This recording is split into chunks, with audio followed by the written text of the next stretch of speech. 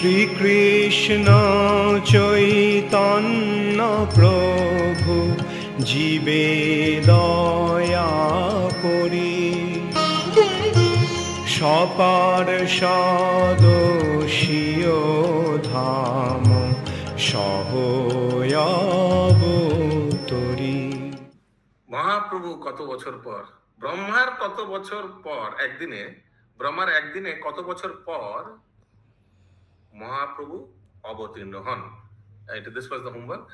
আর গতকাল আমরা ক্লাসে তো এটা আলোচনা করেছিলাম কি ভগবান শ্রীকৃষ্ণ ব্রহ্মার একদিনে কত বছর পর অবতীর্ণ হন, তাই মহাপ্রভুটা জিজ্ঞেস করেছিলাম। কেউ করেছিলেন গৌরাঙ্গ প্রভু? You have calculated? प्रभु मैंने यही कैलकुलेशन किया था कि कृष्ण जब आते हैं तो उनका 4713 साल का बाद। ठीक है, एग्जैक्ट कैलकुलेशन आपने किया, कितना साल बाद। ठीक है, महाप्रभु का बहुत इजी होगा। क्या करना है, द्वापर युग का भी माइनस करना है। द्वापर युग पूरा माइनस करने के बाद अभी कितना चल रहा है? 2025 चल रहा है। 2025 से 1486 जो महाप्रभु का प्रकट का दिवस है उसको माइनस करना है, तो आएगा 539। तो कलियुग द्वापर से 125 साल माइनस करना है। द्वापर से द्वापर कब कितना होता है उससे 125 माइनस करके, तो कलियुग में महाप्रभु आज से 539 इयर्स आगे आए हैं।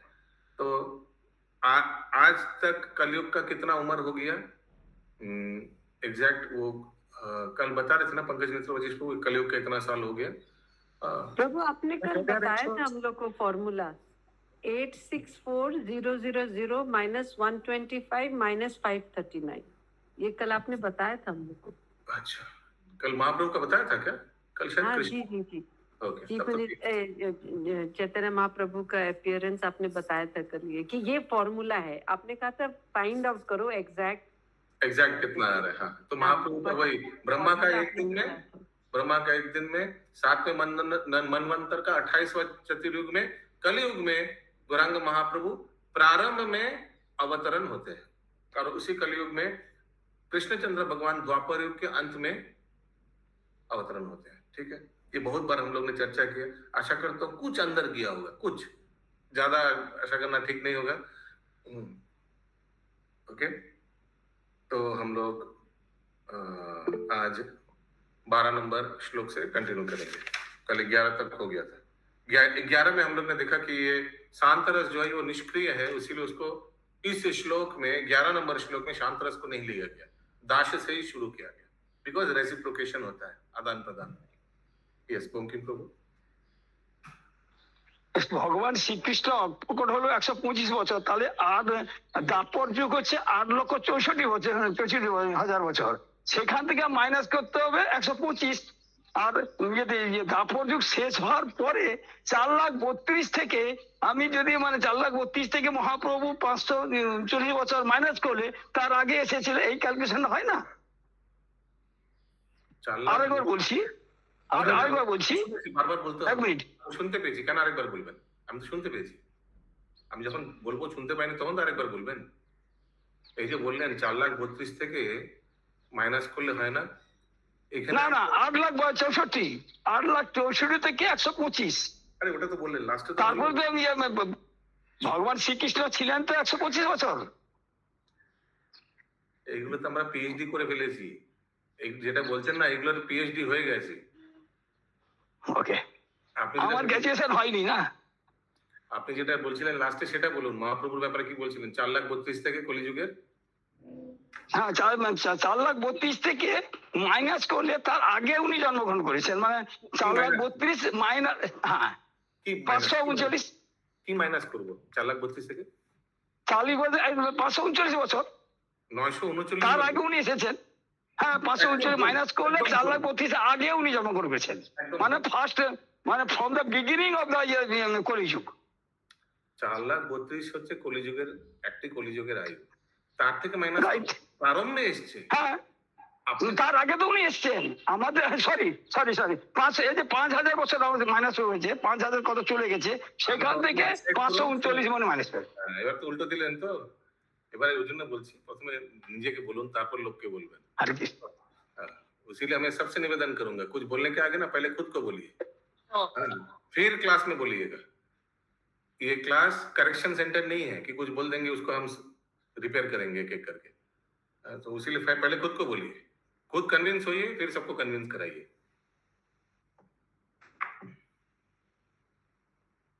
ओके, हरे कृष्ण, धन्यवाद, प्रणाम। আমরা কৃষ্ণদাস কবিরাজ গোস্বামী কৃত শ্রী চৈতন্য চরিতামৃতের আদি লীলায় আছি, তৃতীয় পরিচ্ছেদ চলছে। আজকে আমরা শ্লোক সংখ্যা 12 থেকে কন্টিনিউ করব। শ্রী চৈতন্য চরিতামৃতম আদি 3.12 অনওয়ার্ডস। প্রশ্ন কোথায় গেল?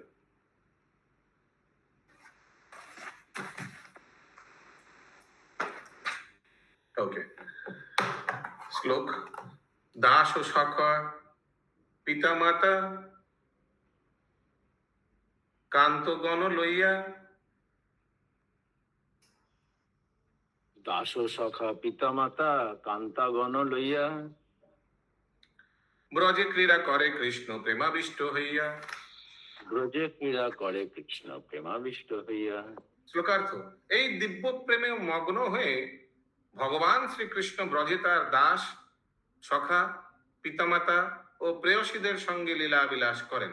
তাৎপর্য: পরমেশ্বর ভগবান শ্রীকৃষ্ণ অবতরণ অত্যন্ত তাৎপর্যপূর্ণ। ভাগবত গীতায় বলা হয়েছে যে কেউ যখন তত্ত্বগতভাবে শ্রীকৃষ্ণের অবতরণ এবং তার কার্যকলাপ সম্বন্ধে অবগত হন, তখন তিনি তৎক্ষণাৎ জড়জগতের বন্ধন মুক্ত হন। कौन सा श्लोक है?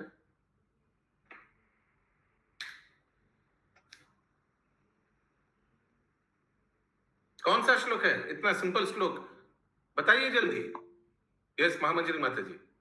जन्म कर्म च मे दिव्यम यो वेति तत्पता तत्तादेह पुनर्जन्म नाहति में। हाँ, एक ही व्यक्ति, इतना उपस्थित पंडितों में से एक ही व्यक्ति ने उत्तर दिया।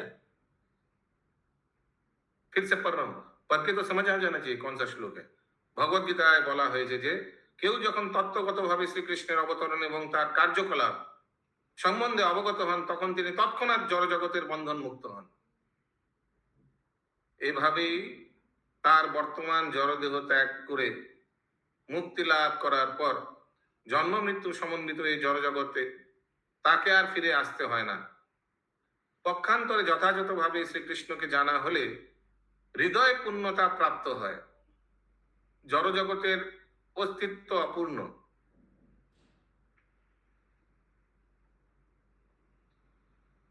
জড়জগতের সমস্ত মানুষ একে অপরের সঙ্গে শান্ত, দাস্য, সাক্ষ্য, বাৎসল্য ও দাম্পত্য আদি 5টি সম্পর্কের মাধ্যমে সম্পর্কিত। এই 5টি সম্পর্কের মাধ্যমে মানুষ অনিত্য জড় আনন্দ উপভোগ করে। কিন্তু জড়জগতে এই 5টি সম্পর্ক হচ্ছে চিন্ময় জগতে পরমেশ্বর ভগবানের সঙ্গে জীবের নিত্য ও পূর্ণ আনন্দময় সম্পর্কের বিকৃত প্রতিফলন মাত্র, পারভার্টেড রিফ্লেকশন।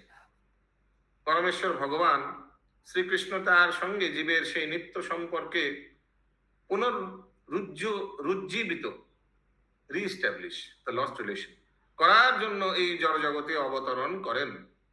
তাই তিনি ব্রজধামে তার অপ্রকট লীলাবিলাস প্রকাশ করেন, যাতে মানুষ সেই লীলাবিলাসের মাধ্যমে তার প্রতি আকৃষ্ট হয়ে এই জড়জগতের সমস্ত কৃত্রিম সম্পর্ক পরিত্যাগ করতে পারে। তারপর সমস্ত লীলাবিলাস প্রদর্শন করার পর ভগবান অপ্রকট হন। আগলা শ্লোক 13। যথেষ্ট বিহরি কৃষ্ণ করে অন্তর্ধান, যথেষ্ট বিহরি কৃষ্ণ করে অন্তর্ধান, অন্তর্ধান করি মনে করে অনুমান, অন্তর্ধান করি মনে করে অনুমান। তার ইচ্ছাক্রমে পর্যাপ্ত ভাবে অপ্রকট লীলা বিলাস উপভোগ করার পর শ্রীকৃষ্ণ অন্তরিত হন। অন্তর্ধানের পর তিনি মনে মনে অনুমান करें लीला प्रकट किया भगवान कृष्णचंद्र लीला करके द्वापर के अंत में भगवान अप्रकट हो गया। करने के बाद मन ही मन में सोचता है, क्या सोचता है अगला श्लोक में दिया है, ध्यान से सुनिए। अभी भगवान कृष्ण सोच रहे हैं, चिरकाल नाही कोरी प्रेम भक्ति दान, চিরকাল নাহি করি প্রেম ভক্তি দান, भक्ति बिना ना जगतेरो नाही अवस्थान। ভক্তি বিনা জগতের নাহি অবস্থান। তো ভগবান কৃষ্ণচন্দ্র চিন্তা করতে है বহুকাল পর্যন্ত আমি জগতের মানুষকে আমার প্রতি বিশুদ্ধ প্রেম ভক্তি দান করিনি, नहीं किया। ভক্তি বিনা জগতের কোনো অস্তিত্ব থাকতে পারে না, अभी हमको कुछ करना पड़ेगा। তাৎপর্য, ভগবান সচরাচর প্রেম ভক্তি দান করেন না। সচরাচর মানে ডাইরেক্টলি নিজে কখনো দিতে পারেন না প্রেম ভক্তি, ये तो फोर्स हो गया। फिर दैट मीन्स आप तो इंजेक्शन देके सबको भक्त बना दिया। কিন্তু সকাম কর্ম ও মনোধর্ম প্রসূত জ্ঞানের প্রভাব থেকে মুক্ত হয়ে এই প্রেম ভক্তি লাভ না করতে পারলে জীবনে পূর্ণতা প্রাপ্ত হয় যায় না, वापस हम लोग जा नहीं पाएंगे। ये तो दरकार है प्रेम भक्ति। अभी कोटेशन में अगला श्लोक भी है 15। भगवान अभी भी सोच रहे हैं, সকল জগতে মোরে করে বিধি ভক্তি, সকল জগতে মোরে করে বিধি ভক্তি, বিধি ভক্তি ব্রজ ভাব পাইতে নাহি শক্তি। বিধি ভক্তে ব্রজ ভাব পাইতে নাই শক্তি। পৃথিবীর সর্বত্র শাস্ত্রের নির্দেশ অনুসারে মানুষ আমার আরাধনা করে, কিন্তু এই বিধিভক্তি অনুশীলন করার মাধ্যমে ব্রজভূমির ভক্তদের প্রেম ভাব प्राप्त হওয়া যায় না। मैक्सिमम वैकुंठ तक पहुंच जाएगा, गोलोक वृंदावन में तो कभी आएगा नहीं। ये तो आवाज হচ্ছে কেন श्रीवास प्रभु?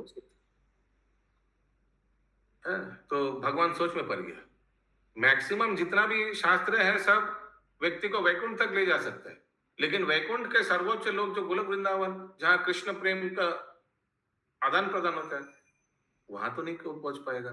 भगवान सोच में पड़ गया। और भी बता रहे भगवान, और भी सोच रहे। देखिए, ঐশ্বর্য জ্ঞানেতে সব জগৎ মিশ্রিত, ঐশ্বর্য জ্ঞানেতে সব জগৎ মিশ্রিত, ঐশ্বর্য শিথিল প্রেমে নাহি মোর প্রীত। ঐশ্বর্য শিথিল প্রেমে নাহি মোর প্রীত।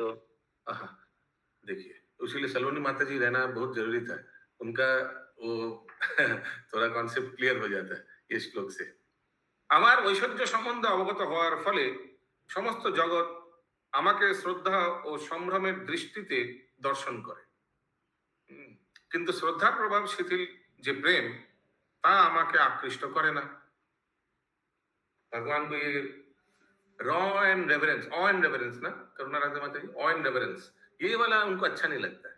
हाँ, ओके सर, बॉस, हम दास, आप बॉस, ये भगवान को अच्छा नहीं लगता है। लिखिए, मैक्सिमम भगवान का अवतार ऐसे ही है, मैं एक एक करके बता रहा हूँ। लक्ष्मी नारायण, रुक्मिणी द्वारकाधीश, रुक्मिणी विट्ठल, बालाजी, लक्ष्मी बालाजी,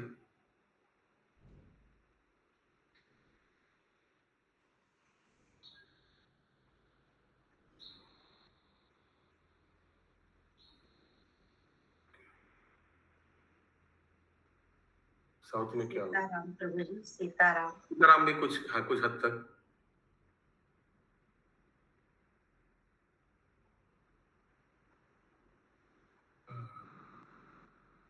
और कुछ याद आ रहा है भगवान का अवतार जहाँ ऐसे ऑ एंड रेवरेंस?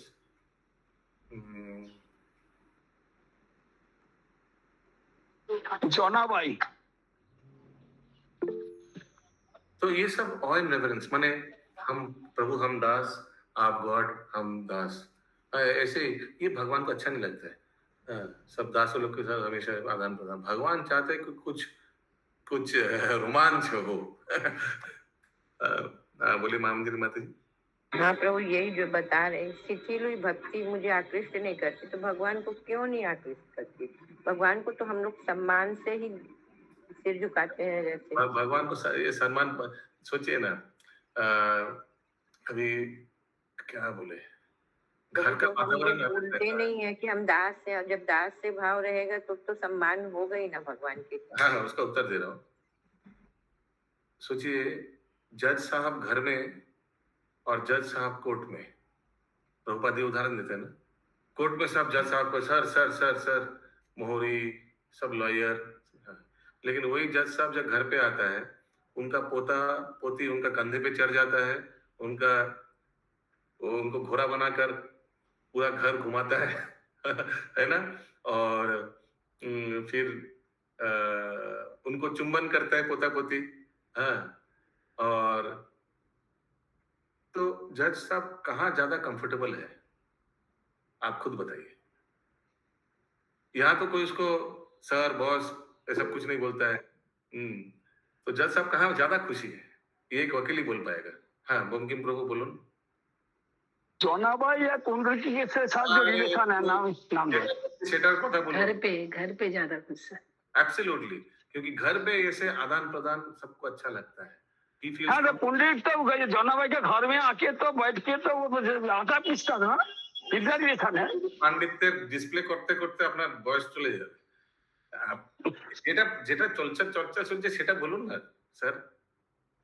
হ্যাঁ, তো জজ সাহেব ऑब्वियसली वो पसंद करेगा। এখানে তত্ত্বর ব্যাখ্যা চলছে। तो तो इसीलिए भगवान को ऑ एंड रेवरेंस ठीक है, अच्छा लगता है, किंतु ज्यादा सर सर सर सर नहीं। भगवान चाहते आदान प्रदान, साक्ष्य रस में हो, फ्रेंडशिप हो, माधुर्य रस हो, वात्सल्य रस हो। पितामाता कान मोला देवे, সেটা ভালো লাগবে। पितामाता सर सर बोलने लगेगा तो अच्छा नहीं लगेगा। सखा लोग कंधे पे चढ़ जाएगा, पनिशमेंट देगा, अच्छा लगेगा। These are the things Krishna looks for। सब भक्त ऐसे ही चाहते हैं, सब व्यक्ति भी ऐसा चाहता है। भगवान भी एक व्यक्ति है, he also wants this। This is personalization। तो ये नरसिम्हा था। ठीक बोलते हैं आपने। हाँ, बोलिए रोहिणी कृपा प्रदायिनी माता जी।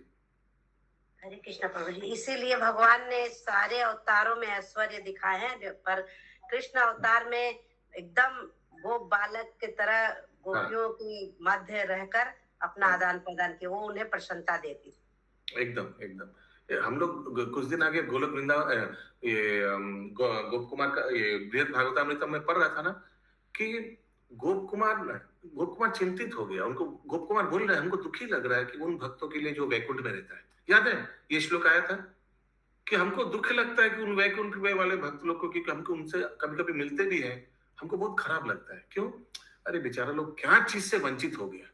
गोलोकेरो प्रेमोधन हरिनाम माने गोलोक प्रेमोधन, वो आदान प्रदान से इन लोग वंचित हो गया। इन लोग भी ऑ एंड रेवरेंस, सर सर बोलिए क्या करे, बस वही ऑ एंड रेवरेंस।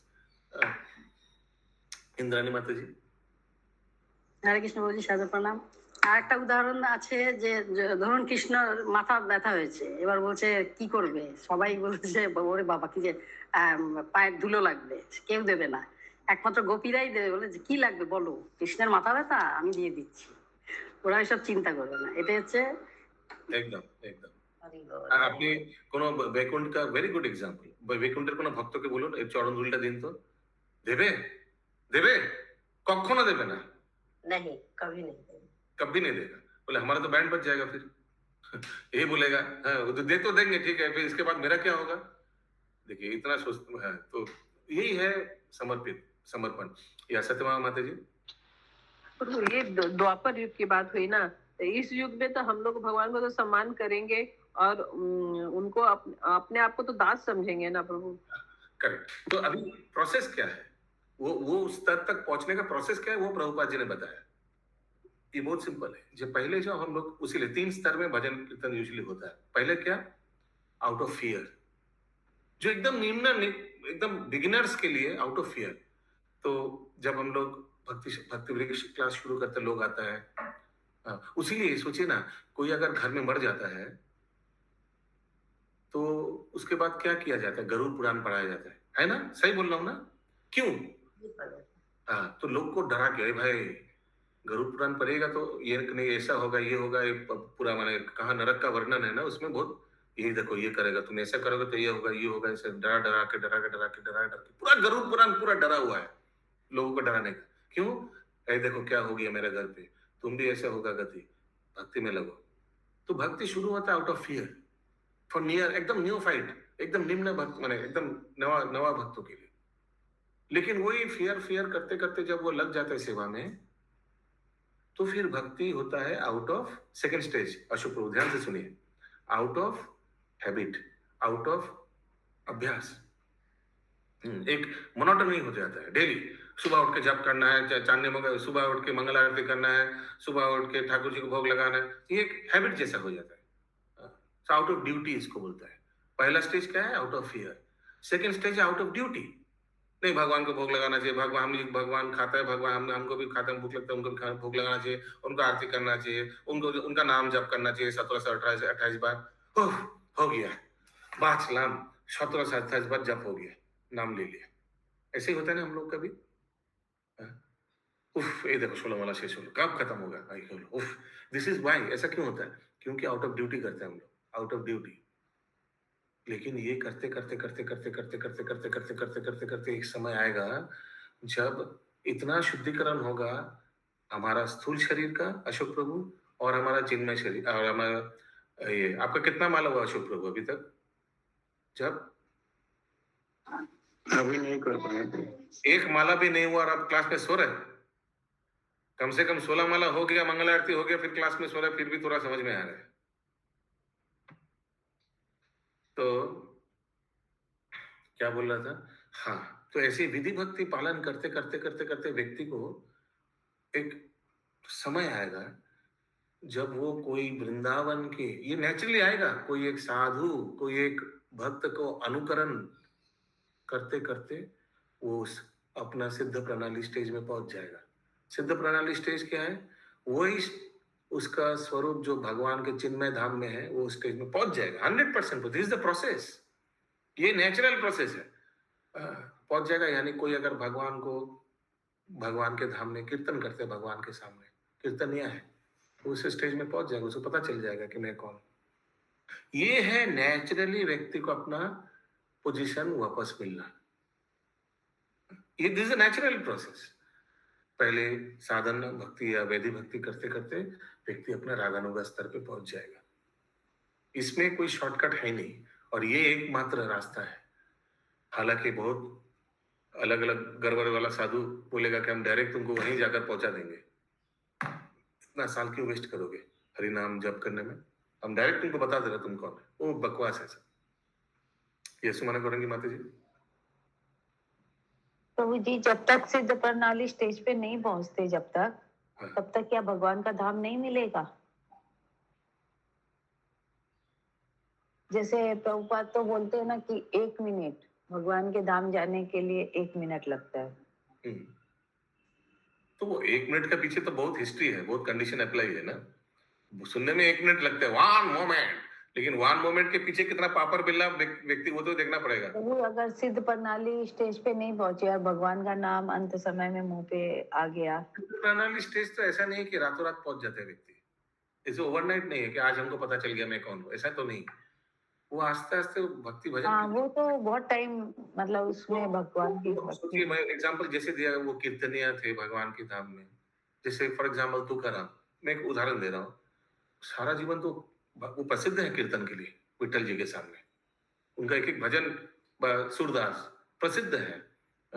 तो वो तो आस्ते आस्ते टेंडेंसी पता ही चल जाएगा कि आपका कहाँ नवदा भक्ति में मन लग रहा है, या भक्ति के अलग अलग अंगों में कहाँ आपका मन लग रहा है, तो पता ही चल जाएगा। कोई अगर भगवान के लिए भोजन बनाने में एकदम पटु है, पटु माने एकदम पटु है अलग अलग प्रकार का, वो तो आस्ते आस्ते आपको पता ही चल जाएगा कि कहाँ हमारा कौन सा मोड़ ले रहे हैं, मैं कौन सा गली ले रहा हूँ, वो पता चल जाएगा। कोई व्यक्ति, कोई बच्चा छोटा से ये टीवी पुराना टीवी खोल के रिपेयरिंग करना, रेडियो वीडियो खोल के, है ना, ऐसे करता है ना छोटा बच्चा लोग। हाँ, वो पूरा स्क्रू ड्राइवर ये सब लेकर इसे तार लेकर जोड़ना, ये सब इंजीनियरिंग में छोटा सा दिमाग है। वो तो पता ही चल जाता है कि क्लास 9 में वो क्या लेगा, पता चल जाता है ना।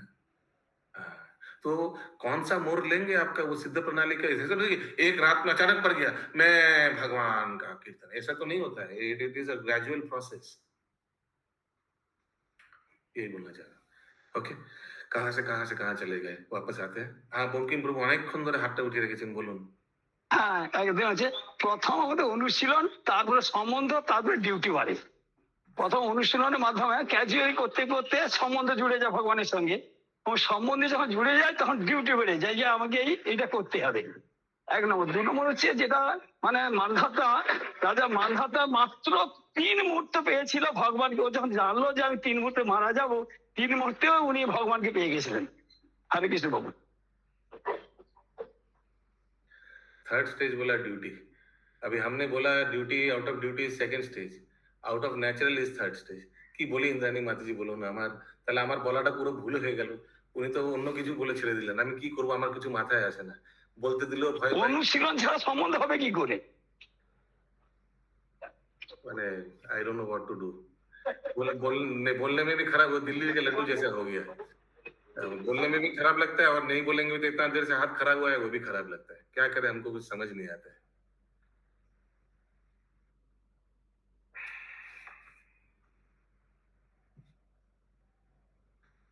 कहाँ थे? पर प्रभु 16 नंबर 16 नंबर लगेगा। ओके, तो भगवान कृष्णचंद्र सोच में पड़ गए।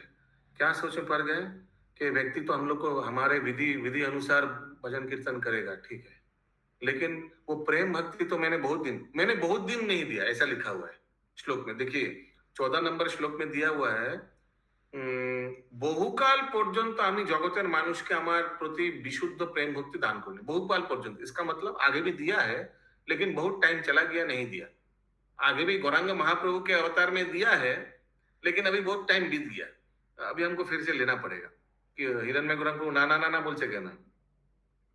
ठीक ठीक प्रभु, ठीक तो क्योंकि और कोई अवतार में ऐसा है नहीं कि आकर प्रेम वितरण ऐसे किया, और किया तो ऐसे किया, एकदम होलसेल में किया। ऐसे नहीं भी कोई दूसरा अवतार में भगवान आया थोड़ा थोड़ा दिया, ऐसा नहीं, एकदम फुल। हाँ, আর বলবেন না রাজীব প্রভু, আর বলবেন না। হরে কৃষ্ণ। একটু পরে নেবেন সাহেব, কি লিখেছে চ্যাট বক্সে। ओके, কোথায় ছিলাম আমরা? হ্যাঁ, तो भगवान को लगा कि द्वापर युग के बाद कृष्णचंद्र भगवान को लगा कि कुछ करना पड़ेगा। আমার ঐশ্বর্য সম্বন্ধে অবগত হওয়ার ফলে সমস্ত জগৎ আমাকে শ্রদ্ধা ও সম্ভ্রমের দৃষ্টিতে দর্শন করে। भगवान का ऐश्वर्य पता चल गया, ब्रह्मांड का सृष्टिकर्ता पालन करता, उसी सब सर सर सर प्रभु भगवान, हे प्रभु, हे जगन्नाथ, हे ऐसे करके सब। तो ये भगवान को अच्छा नहीं लगता। भगवान को क्या अच्छा लगता है? जैसे सखा लोग जैसे उनके साथ बिहेव करते हैं। तुम्ही कौन बड़ो लोग, आमी तुम्ही समो, ऐसे। वो कोई ऐश्वर्य पता नहीं देता है, तुम कौन समझते, who the hell you think you are, ऐसे करके सखा लोग उनसे बिहेव करता है। You and me we are same, हम लोग सब, तुम्हारा डैडी भी गो पालन करते हैं, मेरा भी पिता। Okay, so don't think that you are different. हो सकता तुम नंद महाराज का पुत्र हो, ऐसे करके। कृष्ण लाइक्स दिस, इसमें अपनापन है, दिस इज क्लोजनेस, इसमें कोई ऐश्वर्य नहीं है। भगवान को इसीलिए कभी भी भगवान अपना ऐश्वर्य को प्रदर्शन नहीं कराया वृंदावन में, नहीं तो फिर वो मजा ही चला जाएगा ये वाला। और कभी करा भी दिया गलती से तो उसको विस्मृति भी कर दिया।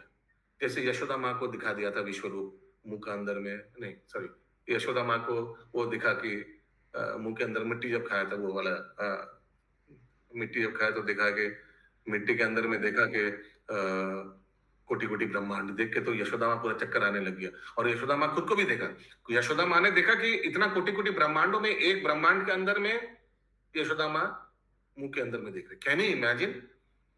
कैन कोई साइंस ये चीज एक्सप्लेन कर पाएगा? यशोदा माँ ने खुद को देखा, वो तो उनका चक्कर आ गया फिर, तो तुरंत भगवान ने विस्मृति कर दिया। तात्पर्य, তার আবির্ভাবের পর শ্রীকৃষ্ণ বিবেচনা করেন যে দাস্য সখ্য বাৎসল্য মাধুর্য রসে ভক্তদের সঙ্গে তার যে প্রেমময়ী সম্পর্ক, তা তিনি সমগ্র জগতের কাছে বিতরণ করেননি। এখানে লেখা है, কিন্তু बहुत दिन করেননি, মানে बहुत साल नहीं किया हमने। বৈদিক শাস্ত্র থেকে ভগবত তত্ত্ব বিজ্ঞান সম্বন্ধে অবগত হয়ে কেউ ভগবত ভক্তে পরিণত হতে পারেন এবং শাস্ত্র নির্ধারিত বৈদিক ভক্তির মাধ্যমে ভগবানের আরাধনা করতে পারেন, কিন্তু তার দ্বারা ব্রজবাসীদের নিগুড় কৃষ্ণ প্রেমের সম্বন্ধে অবগত হওয়া যায় না। বৈদিক শাস্ত্র নির্ধারিত বৈদিক ভক্তি অনুশীলন করবার মাধ্যমে বৃন্দাবনে ভগবানের লীলার মর্ম উপলব্ধি করা যায় না। শাস্ত্র নির্দেশ অনুশীলন করার ফলে ভগবানের মহিমা উপলব্ধি করা যেতে পারে, কিন্তু তার মাধ্যমে ভগবানের সঙ্গে অন্তরঙ্গ সম্পর্ক যুক্ত হওয়ার সুযোগ লাভ করা যায় না। ভগবানের মহিমা সম্বন্ধে অবগত হওয়ার অত্যাধিক প্রচেষ্টার ফলে ভগবানের সঙ্গে প্রেমময়ী সম্পর্কে যুক্ত হওয়ার সম্ভাবনা হ্রাস পায় কমে যায়। तो बहुत इंपॉर्टेंट है ये बात, ये सेंटेंस बहुत इंपॉर्टेंट है। ভগবানের মহিমা সম্বন্ধে অবগত হওয়ার ফলে বা অত্যাধিক প্রচেষ্টার ফলে ভগবানের সঙ্গে প্রেমময়ী সম্পর্কে যুক্ত হওয়ার সম্ভাবনা হ্রাস পায়। आप जब भगवान का इतना भागवतता के बारे में सुनेंगे तो इस भगवान से हम प्रेम भी कर सकता है, वो तो सवाल ही पैदा नहीं होगा, है ना। आप सोचेंगे कभी इतना उनका ऐश्वर्य के बारे में सुनने के बाद भगवान के बारे में कभी माइंड में आएगा ही नहीं। यस दिलीप प्रभु। हरे कृष्ण प्रभु, ये रागानुराग भाव है क्या ब्रजभूमि में? रागानुराग भाव बोलते हैं। पूरा प्रश्न बोलिए। राग भाव ब्रजभूमि में जो भाव होता है कृष्ण के प्रति, रागानुगा भक्ति या स्वतःस्फूर्त natural love for Krishna, natural, no विधि भक्ति, विधि वाला वो नहीं है, विधि वाले पालन करते अभी आउट ऑफ ड्यूटी कृष्ण, ऐसा नहीं है, नेचुरल। कोई चरण धूलि मांगा तुरंत उठा कर दे देगा, उनका सर दर्द हो रहा है ले लो, कभी सोचेगा नहीं अरे मेरा क्या होगा इसके बाद।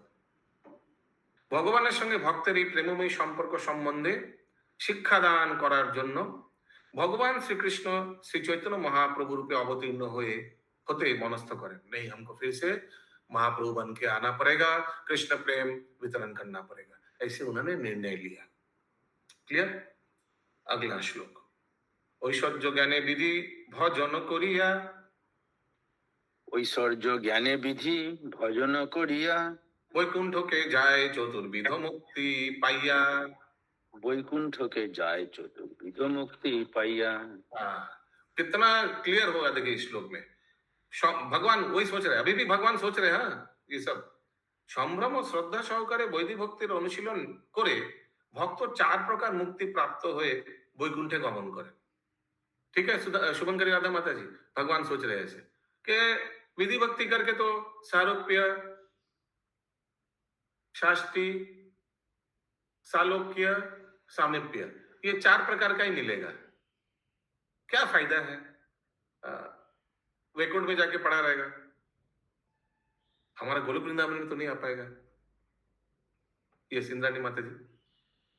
তো জি এক সময় মনে হয় যে স্কুলের অনেক টিচার থাকে, তা কিছু টিচারের সঙ্গে খুব ফ্রেন্ডলি রিলেশন থাকে, আবার কিছু টিচার আছে কথাই বলা যায় না। যারা ফ্রেন্ডলি হয় তাদের কাছ থেকে অনেক কিছু শেখা যায়। Correct, one who is very approachable, very approachable. এই কথা শুনলে আমার গুরু মহারাজের কথা মনে পড়ে যায়। আমার মানে গুরু মহারাজ মানে he is very very approachable, he was very very, এখনো যাই না কোথায় আছেন। সো অনেক লোকে বলতেন গুরু মহারাজকে এই কথাটা कि परम जो भक्ति चौराहे Guru Maharaj is very very approachable, और সবার সঙ্গে সম্পর্কিত, সবার সঙ্গে ফ্রেন্ডলি রিলেশন, সবার সঙ্গে, এবং কি সবার সঙ্গে সবাইকে দেখতেন, যখন সবাই মনে করতেন আমাকে দেখছে, সেই গুরু महाराज চলো চলো। वो ऐसा लगता था कि गुरु महाराज कब से हम लोग को जानते हैं, हाँ সবার সঙ্গে সম্পর্কিত, इस तरह से बात करते थे।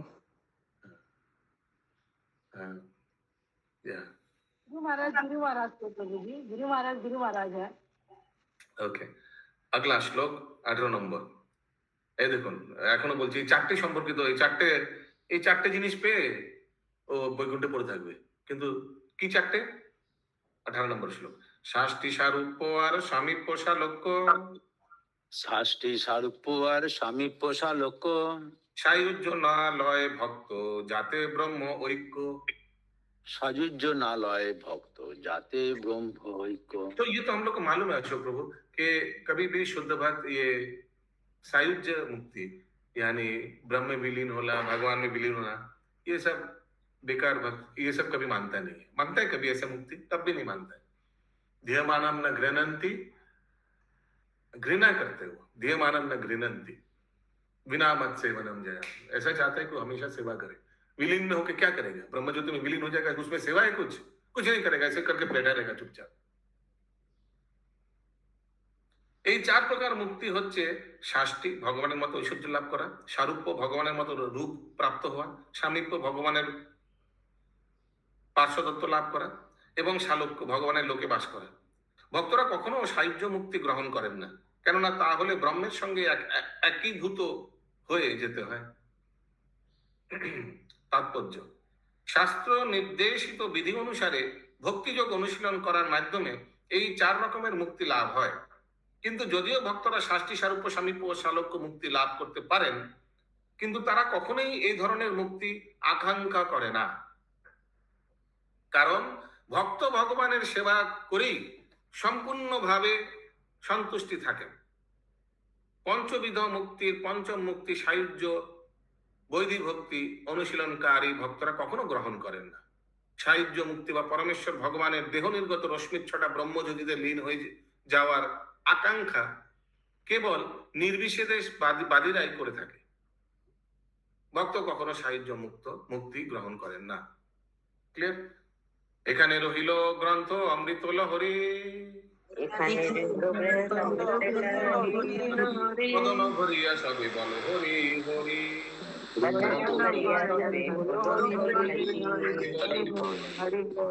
चैतन्य चैतामृतम की जय, श्री कृष्णदास कविराज गोस्वामी की जय, श्री प्रभुपाद की जय। यस अच्युत कर्णेश्वर प्रभु।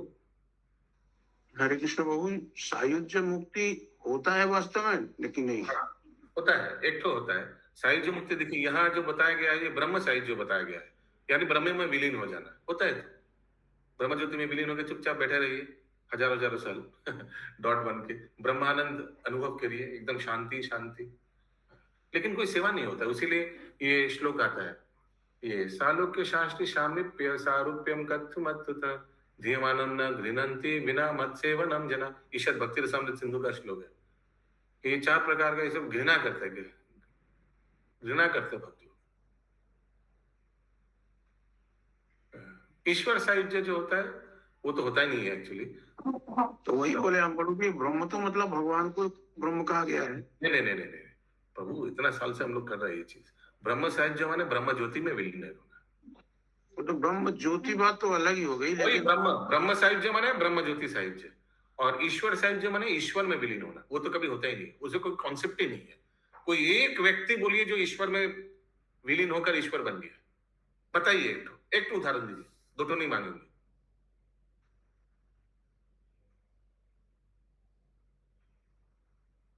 ठीक है, तो आज हम लोग का 18 नंबर श्लोक तक हुआ है, आज 15।